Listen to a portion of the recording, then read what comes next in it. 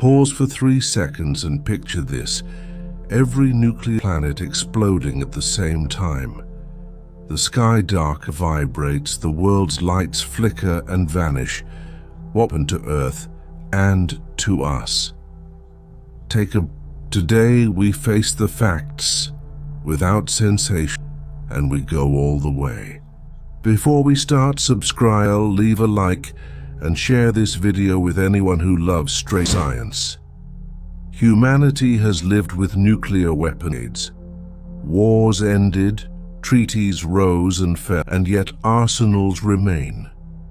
Some countries hold warheads, others thousands. Some are stored, some on a... The picture isn't static and small mistakes matter. The question is, would exploding everything end life? The short answer, not the way movies show it. The long answer is worse. It could knock down global civilization for years, maybe decades. Let's separate mythology. Modern warheads range from tens to hundreds of TNT. In aggregate, you reach gigatons, useful as a mental yardstick, not a one-to-one comparison. The crucial difference is distribution. Detonate in many places, at different altitudes, against targets. Where and how energy is released, what turns physics into human, environmental, and economic design. Near each detonation, physics is ruthless. Fire, heat that vaporizes materials, a blast wells structures, windows shattering for kilometers, radiation igniting roofs, cars, and vegetation. In sparsely populated areas, direct casualties. But the sum of fires and debris still feeds the global effect. Nothing happens in isolation. What burns heats the sky there. High-altitude bursts generate a magnetic pulse that can damage power grids and huge regions. Not magic, just an field changing too fast for normal protection. Nations fail, networks cascade, satellite interference, aircraft divert, banking and logistics go into mode. Even far from any flash, consequent through the wire, urban and forest fires inject very far into great heights. Some reaches the stratosphere as for months or years. The more smoke rises, sunlight reaches the ground. The planet cools, fall shifts, seasons feel off.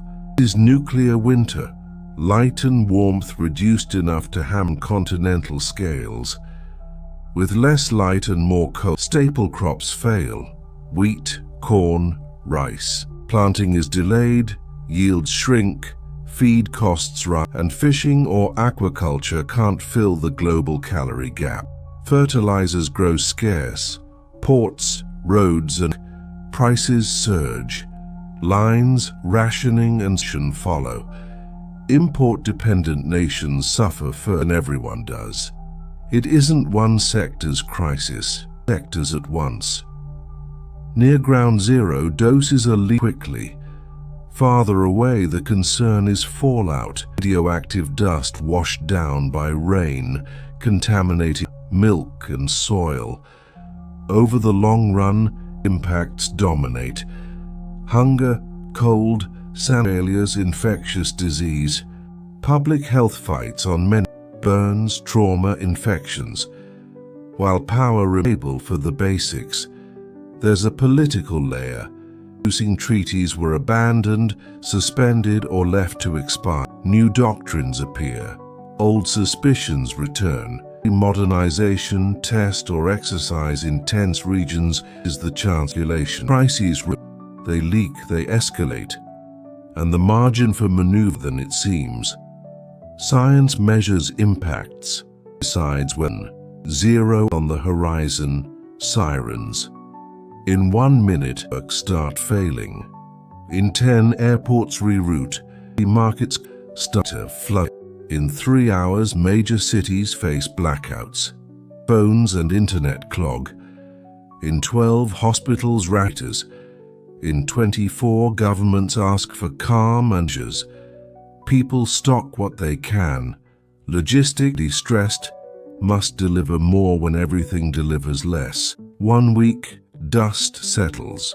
Some falls with some climbs higher. The tally of direct victims, the indirectly affected are more. Supply configure. Families change habits. School with reduced hours. 1 month, a different, shorter afternoons, lower averages, and fuel run short.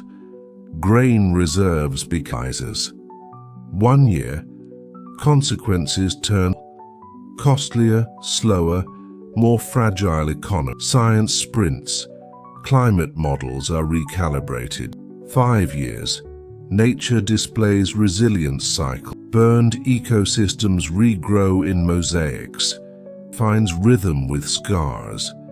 Cities that invested in become models, the rest become warnings. In giant events, individual actions, but they add up. Basic household planning, but good information prevents panic. Demanding and responsible diplomacy changes incentives. Science doesn't erase risk. It shrinks it, needs recovery. It isn't at the end of life on Earth, but it can be the end of the world as we know it. We need far more than it needs us. The atmosphere doesn't negotiate and don't vote. Prevention, diplomacy, transparency work. It's dull, hard and slow, but it works. If you enjoy no fluff science, subscribe now, leave and share this episode, and tell us which if should we explore next. Thanks for watching. Next time.